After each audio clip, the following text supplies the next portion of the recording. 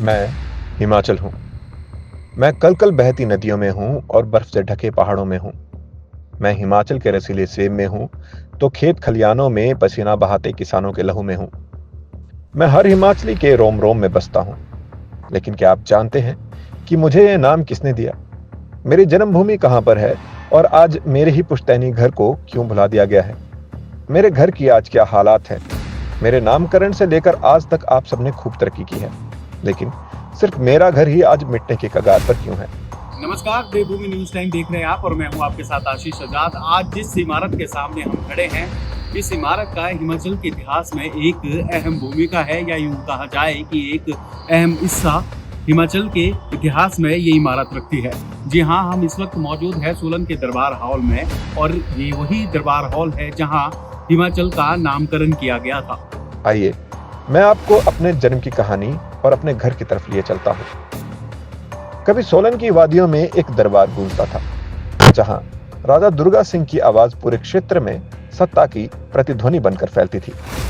इसी दरबार हॉल की दीवारों ने एक दिन इतिहास को जन्म लेते हुए देखा, क्योंकि यहीं रखी गई मेरी नींव, यानी हिमाचल प्रदेश की नींव। राजा दुर्गा सिंह हिमाचल बघाट रियासत के उस वक्त राजा हुआ करते थे, और उन्होंने कई हिमाचल प्रदेश के कई रियासतों के राजाओं को इकट्ठा करके यहाँ पर हिमाचल की नींव रखी गई थी। और आज का हिमाचल जो विश्व मानचित्र में हिमाचल के नाम से जाना जाता है, हिमाचल का नामकरण भी यही हुआ था।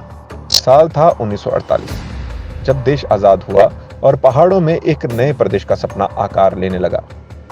कुल्लू, किन्नौर, सिरमौर, मंडी, सोलन, इन सब के बीच से उठी एक आवाज जो कहती थी हमें अपनी पहचान चाहिए, और उसी पहचान की पहली लकीर खींची गई दरबार हॉल सोलन में। लेकिन यदि इस इमारत को आप देखें तो आज इस इमारत की जो हालत है वो देखने लायक नहीं है। पर वक्त ने करवट ली, राजा की गद्दी गई, शासन बदला, नाम बदला, मगर इस इमारत का हक कभी नहीं बदला। आज भी इसी ऐतिहासिक इमारत में पीडब्ल्यूडी सर्कल ऑफिस सोलन का काम चलता है। यह विभाग जिसने हजारों पुल और सड़कें बनाई, वो आज मेरे ही घर को नहीं संभाल पा रहा है। मेरे घर की दीवारें दरारों से भरी पड़ी हैं।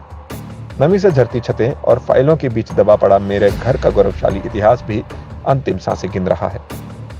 मेरे नाम से अपनी पहचान बताने वाले नेता, अधिकारी और नागरिक मुझे ही क्यों नहीं संभाल पा रहे हैं? क्यों नहीं संभाला जा रहा उस धरोहर को जहां से हमारे प्रदेश यानी कि मैंने पहली सांस ली थी? क्यों नहीं इसका संरक्षण करने में पहाड़ के सरमाएदार सक्षम हैं? आखिर होना ये चाहिए था कि हिमाचल का नामकरण जिस इमारत में हुआ था या जिस भवन में हुआ था, उसे ऐतिहासिक धरोहर बनाकर रखा जाना चाहिए था। ऐतिहासिक धरोहर बना के रखना तो दूर की बात, इसे एक वेल मेंटेनेंस के तौर पर भी नहीं रखा गया है। और सबसे बड़ा सवाल तब खड़ा होता है जब सोलन लोक निर्माण विभाग का सर्कल ऑफिस यहीं से, इसी बिल्डिंग से चल रहा है। खैर, कोई बात नहीं। मेरा घर अगर मिट भी जाए तो क्या हुआ? इतिहास को तो हम यूं ही खोते जा रहे हैं।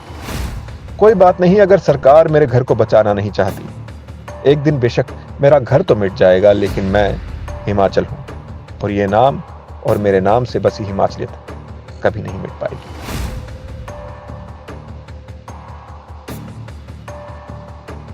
तमाम ऐसे अपडेट्स के लिए जुड़े रहें देवभूमि न्यूज टाइम के साथ। तब तक के लिए मैं आशीष आजाद आपसे लेना चाहूंगा विदा। धन्यवाद। जय हिंद, जय हिमाचल।